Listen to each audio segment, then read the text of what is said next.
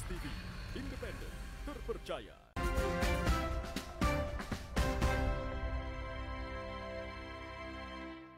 Selamat pagi saudara, Anda kembali menyaksikan program Sapa Manado. Dan saat ini kami kembali hadir dalam segmen perbincangan seperti janji kami tadi. Dan saudara, pagi ini di studio Kompas TV Manado, saya sudah kedatangan dua narasumber yang sangat istimewa.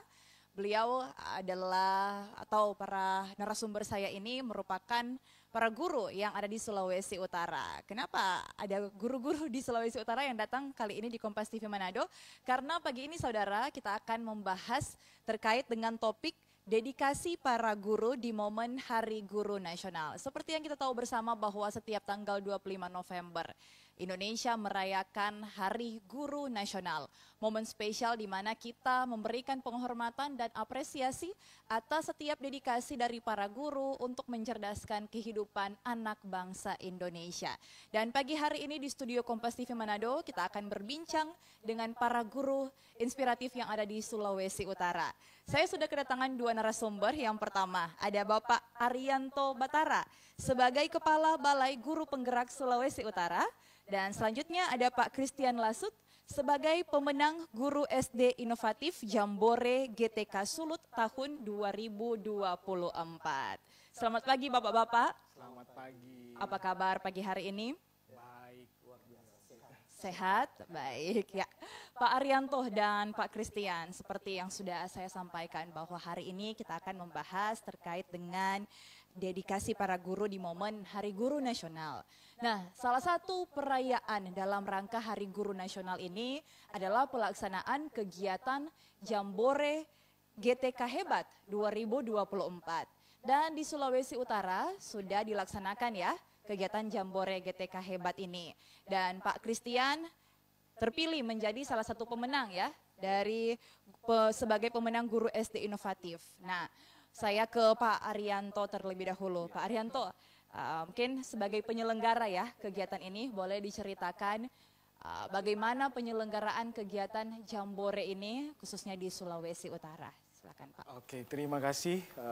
Jadi Jambore GTK Hebat 2024 di kesempatan ini merupakan sebuah kegiatan yang dilaksanakan oleh Kementerian Pendidikan Dasar dan Menengah untuk memberikan apresiasi kepada guru tenaga kependidikan yang telah berinovasi dan telah berdedikasi dalam meningkatkan mutu pendidikan di Indonesia.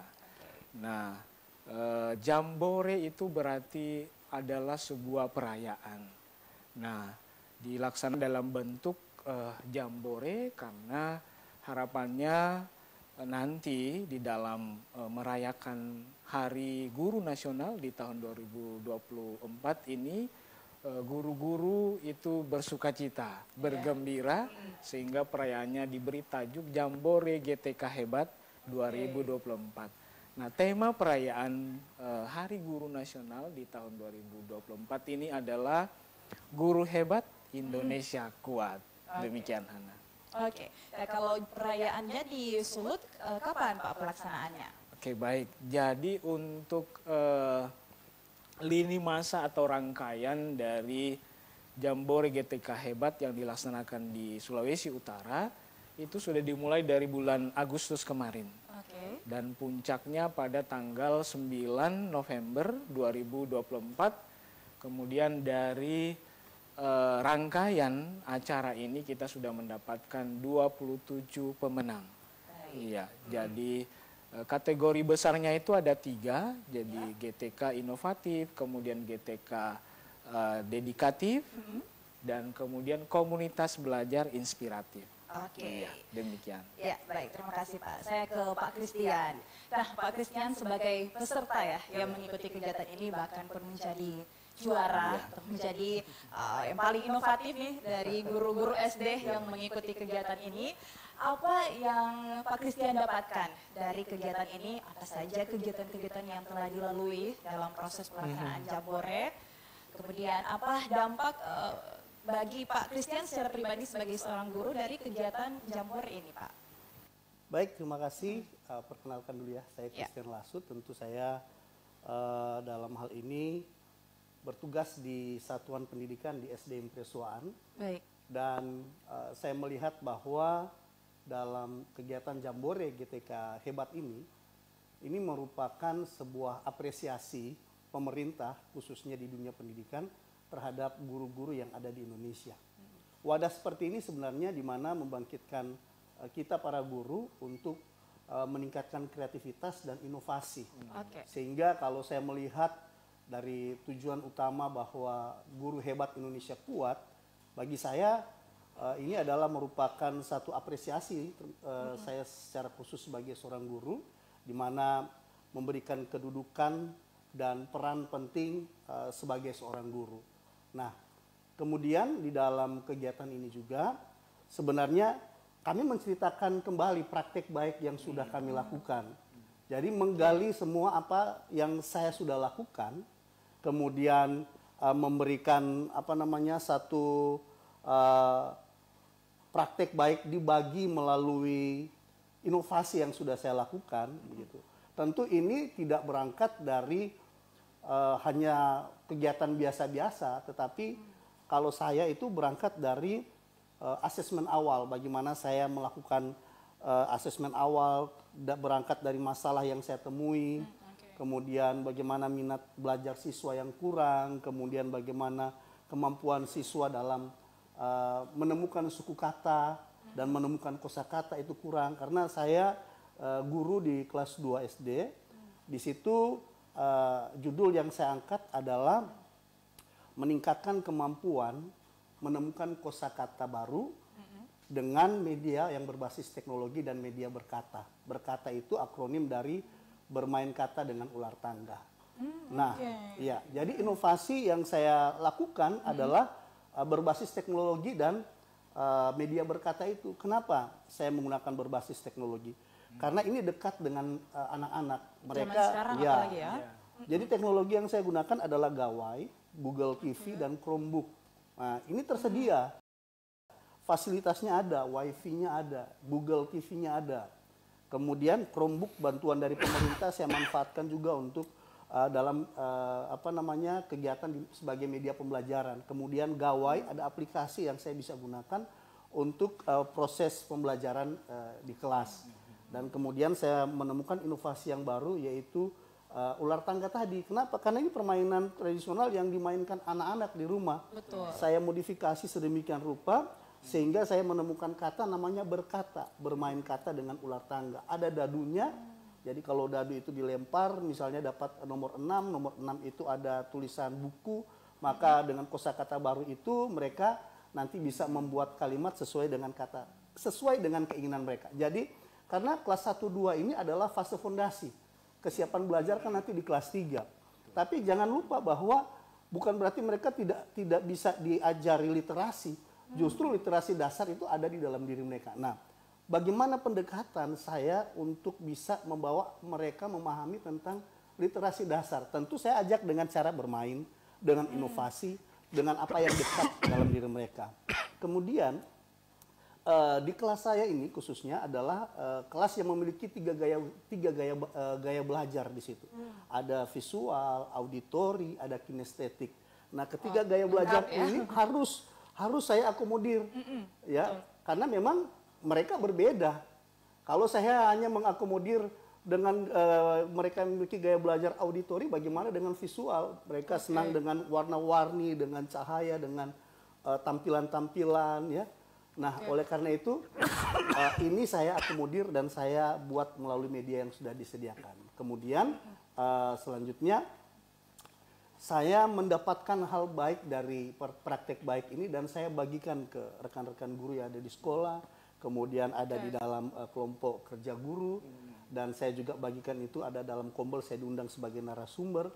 Jadi tidak hanya saya yang rasakan, saya sudah lakukan. Kemudian saya sebarkan itu melalui kegiatan ini, juga dampaknya kepada guru-guru yang lain.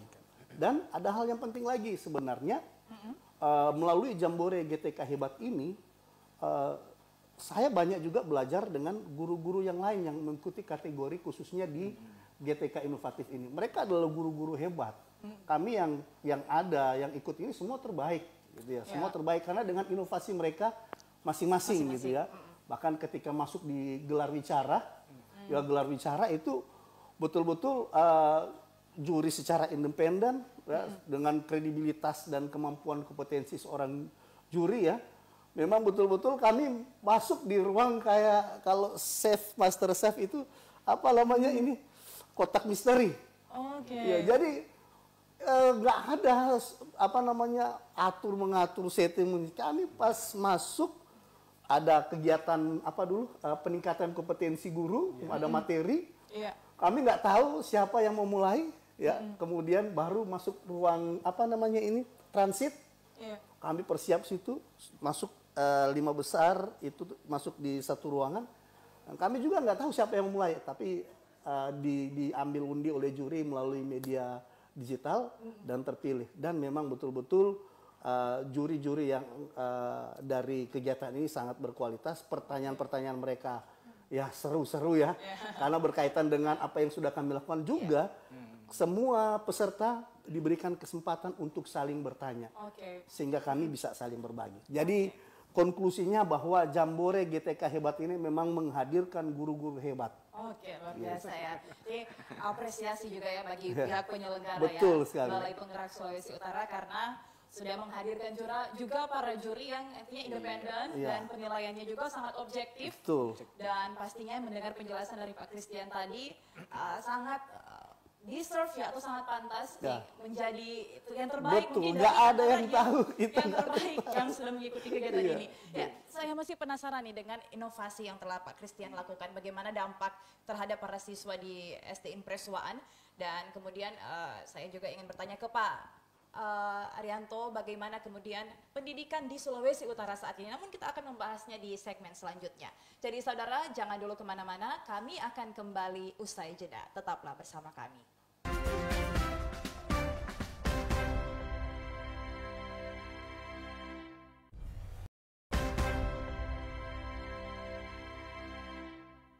Saudara, Anda kembali menyaksikan Sapa Manado, dan kali ini di segmen yang kedua ini tentunya saya masih bersama dengan dua narasumber yang membahas terkait dengan dedikasi para guru di momen Hari Guru Nasional. Tentunya masih bersama dengan Pak Arianto Batara dan Pak Christian Lasut.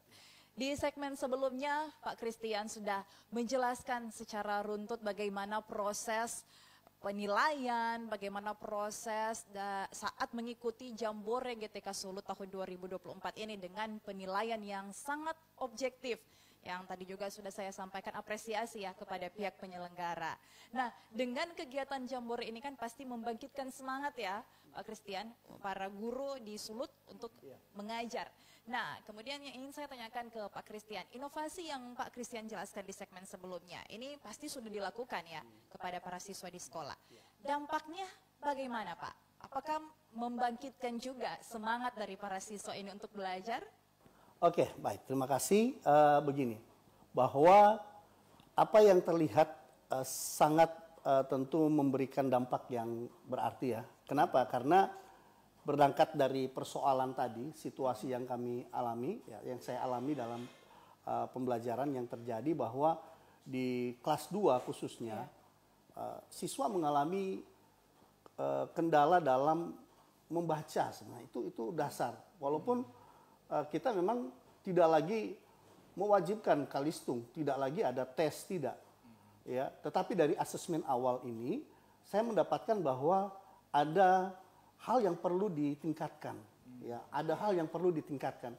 Artinya siswa sudah memiliki dasar, dan saya lihat di sini bahwa ketika mereka membaca atau menemukan kosakata membutuhkan waktu yang lebih. Ya, jadi ada strategi-strategi yang saya gunakan dan ada pendekatan-pendekatan yang saya gunakan. Nah, tentu di dalam pendekatan dan strategi ini harus mempunyai treatment yang tepat nih. Kalau saya mau gambarkan tentang tubuh kita, kalau sakitnya di perut, obatnya jangan di kepala, gitu. Kalau sakitnya di lutut, treatmentnya jangan di perut, itu nggak akan mengena. Nah, untuk merumuskan itu, tentu kita juga harus lihat ya ada ATP-nya, tujuan pembelajarannya apa, ya. Kemudian kalau memang di situ tujuan pembelajarannya adalah bagaimana meningkatkan siswa dapat menemukan kosakata, nah di situ guru harus guru harus mampu berinovasi. Apa media apa yang bisa dia gunakan sehingga tujuan dari pembelajaran itu tercapai. Begitu. Nah, dari persoalan itu yang saya temukan ada 18 anak itu memang kesulitan menemukan kosakata baru, ya. Nah, dengan media ini yang terjadi adalah sampai pada prosesnya, ya. Ini kan kalau pembelajaran berdiferensiasi kan ini ada 3 yang penting di sana, ya kan? Ada berdiferensiasi secara konten, kemudian ada proses dan ada produk. Nah, konten ini kan bicara tentang materinya. Materinya kita sudah persiapkan sesuai dengan modul ajar yang ada. Kemudian prosesnya itu yang sudah saya siapkan, yaitu strateginya itu ya, Pak? Ya, dalam proses pembelajarannya. Jadi ada medianya, ada inovasi-inovasi yang saya kerjakan. Kemudian produknya adalah bagaimana siswa percaya diri, kemudian mereka mampu menemukan kosakata baru. Nah, ada hal juga yang harus diperhatikan, apalagi nanti guru-guru sekolah dasar kelas 1, kelas 2.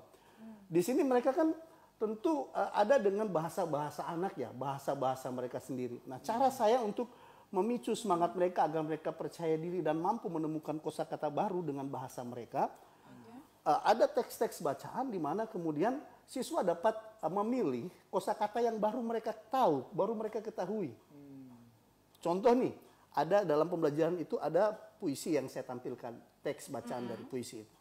Ya, ada kosakata baru yang mereka belum pernah tidak digunakan sehari-hari. Contoh berpisah. Kata berpisah ini kan nggak sehari-hari ke anak-anak. Hari ini saya mau berpisah ke sekolah ya Ibu ya, enggak. Kata berpisah ini kan nanti ada di momen-momen misalnya kelas 6 pisah 6 tahun sekali baru kata ini muncul. Jadi ada kata-kata yang baru yang jarang mereka sebutkan.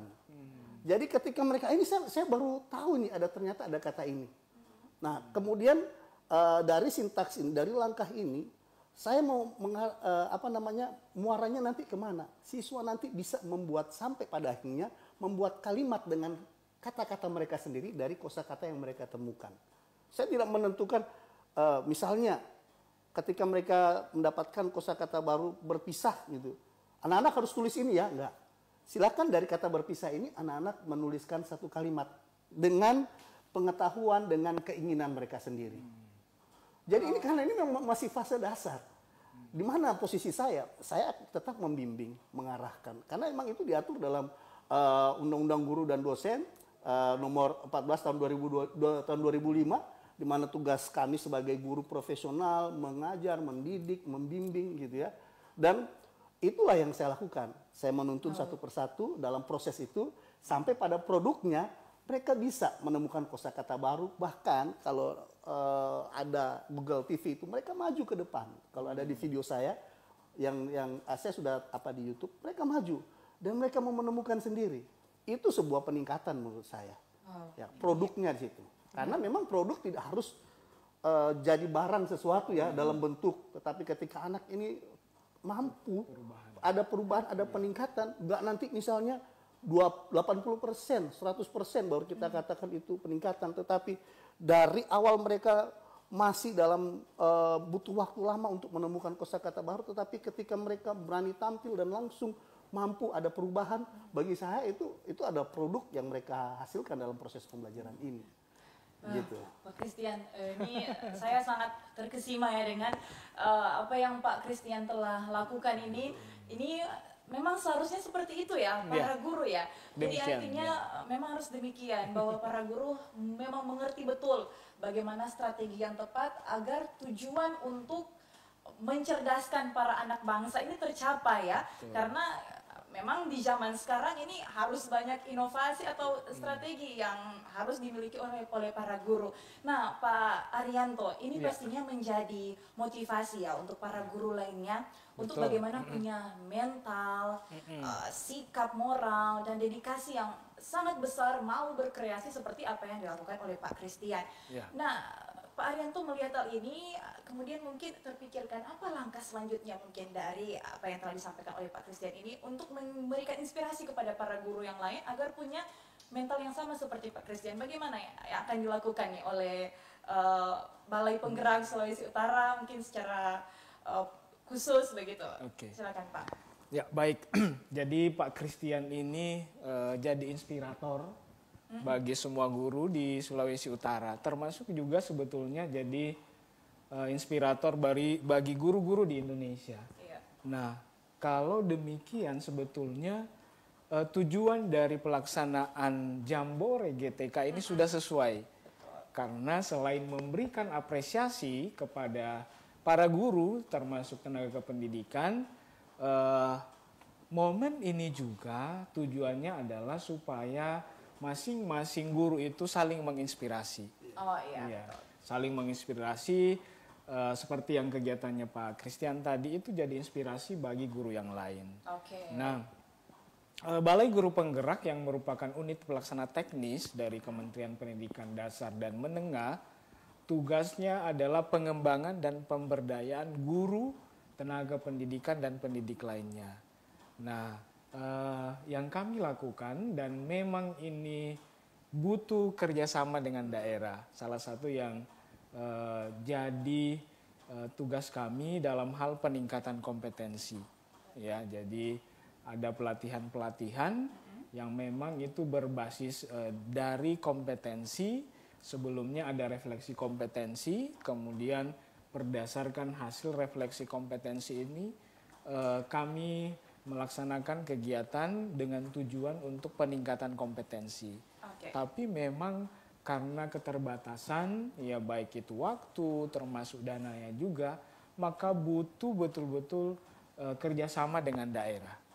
Baik. Ya, demikian yang bisa kami lakukan, termasuk sebenarnya Balai Guru Penggerak Provinsi Sulawesi Utara itu punya kegiatan rutin itu dalam bentuk webinar, ya, webinar yang kami beri tajuk itu Panada, Jumpa Bermakna Daring. Nah, itu adalah tujuannya supaya setiap guru juga terus belajar. Oke. Iya. Nah, pertanyaan terakhir nih di segmen yang kedua. Oke. Pak Arianto, kepada Pak Christian ini ada apresiasi saat mengikuti Jambore? Oh iya, Ini pastinya. mungkin ada yang penasaran nih, kira-kira kalau sudah ikut begini ada apresiasinya? Iya, ada apresiasinya. Jadi selain nanti Pak Christian ini jadi perwakilan Sulawesi Utara ke Jakarta, itu berarti kan transport pulang perginya itu dibiayai, kemudian nginapnya juga di Jakarta, kemudian untuk pemenang di provinsi itu mendapatkan uang pembinaan. Oke. Ya, uang pembinaan terbaik 1, 2, dan 3 mendapatkan uang pembinaan. Yang pastinya dapat juga sertifikat gitu kan. Iya. Iya. Pastinya menunjang juga untuk Iya. Iya. Ya, jadi sebenarnya penghargaan itu sebenarnya dampak, menurut saya dampak. Ya. Tujuan utama adalah guru harus terus berinovasi. Ya, jadi guru harus berinovasi dan terus memunculkan praktek-praktek baik. Praktek-praktek baik ini tentu akan berdampak di sekolah sendiri, di lokal, di KKG, kemudian di kabupaten, bahkan bisa menyebar ke mana-mana. Apalagi kalau kegiatan saya selalu publis di YouTube gitu ya. Artinya di FB, artinya mereka bisa melihat. Betul. Menjadi guru tidak hanya kita bermanfaat bagi diri kita sendiri atau di kelas. Kita harus menjadi dampak dan berdampak dan bermanfaat bagi orang lain. Kalau misalnya penghargaan itu udah ada juknisnya, memang kita akan menerima itu. Artinya itu dampak. Tapi tujuan utama adalah bagaimana memberikan rangsangan positif terhadap para guru ini untuk memicu terus terus berinovasi, tidak berhenti guru hanya di kelas aja. Kemudian ya kita ada mengajar aja pulang. Datang lagi aja pulang. Nggak ada inovasi yang bagus. Nah, ini anak-anak didik kita juga kita perlu menanamkan nilai-nilai pendidikan yang penting, karena tujuan cita-cita utama bangsa ini juga kan nanti menjadikan mereka generasi emas di 2045. Nah, bagaimana itu tercapai kalau guru-guru kita ini tidak memberikan dampak yang begitu luas. Oke, baik ya Pak Christian dan Pak Rian, kita masih akan lagi berbincang terkait dengan mutu pendidikan di Indonesia khususnya di Sulawesi Utara ini, namun nanti usai jeda. Jadi saudara jangan dulu kemana-mana, kami akan kembali sesaat lagi.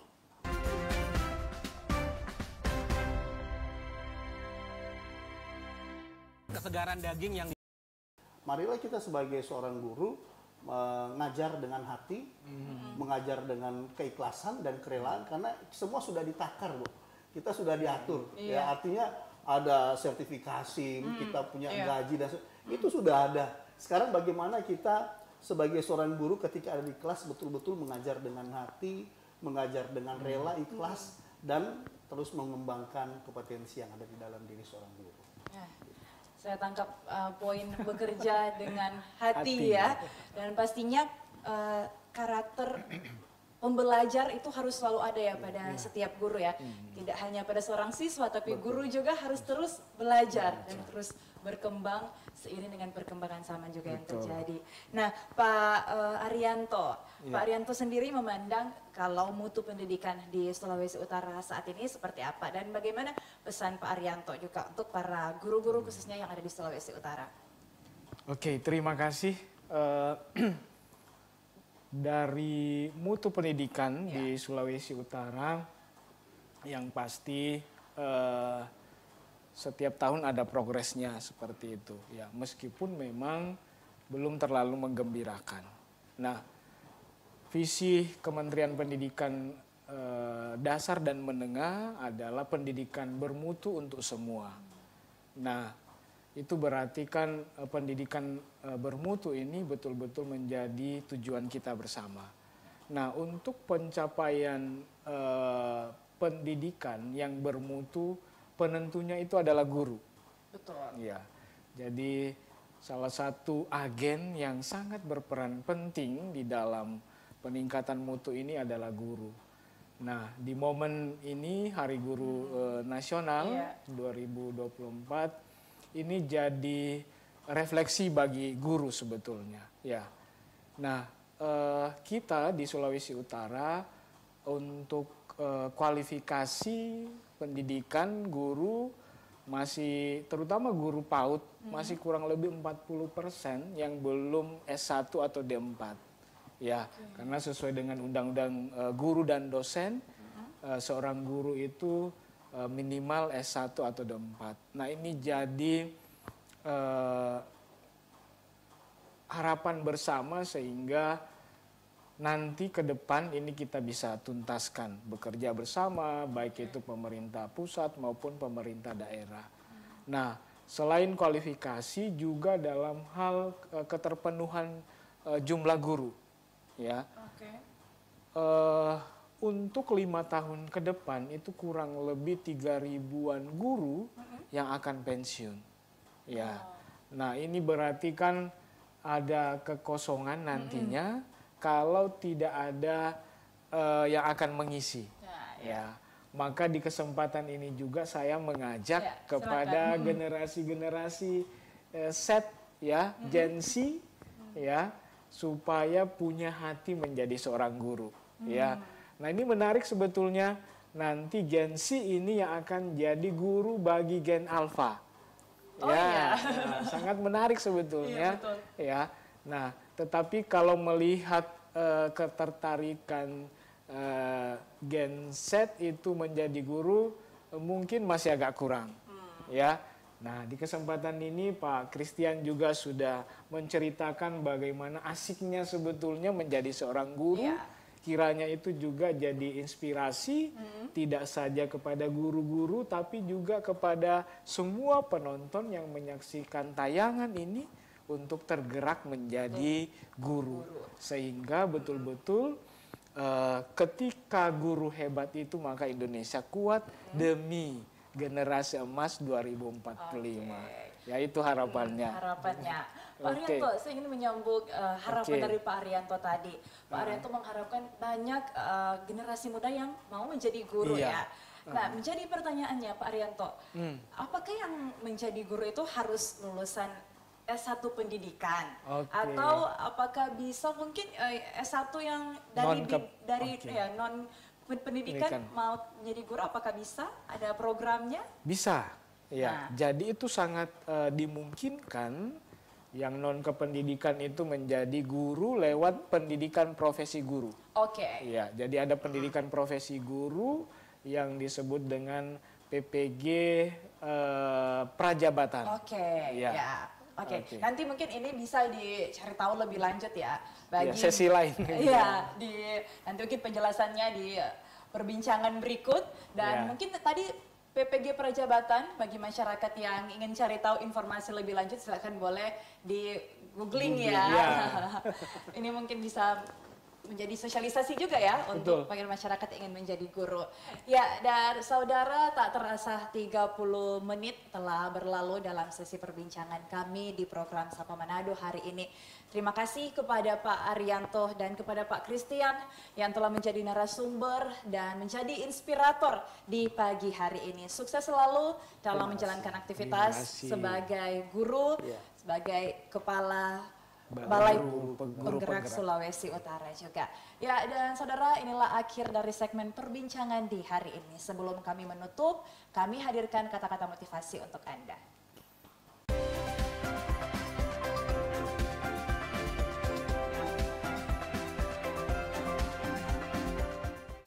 Saudara, kiranya kata-kata motivasi tadi menjadi sumber inspirasi untuk Anda yang akan beraktivitas di hari ini. Dan akhirnya mewakili seluruh kerabat kerja yang bertugas, saya Hana Imbar pamit dan sampai jumpa di program Sapa Manado edisi berikutnya.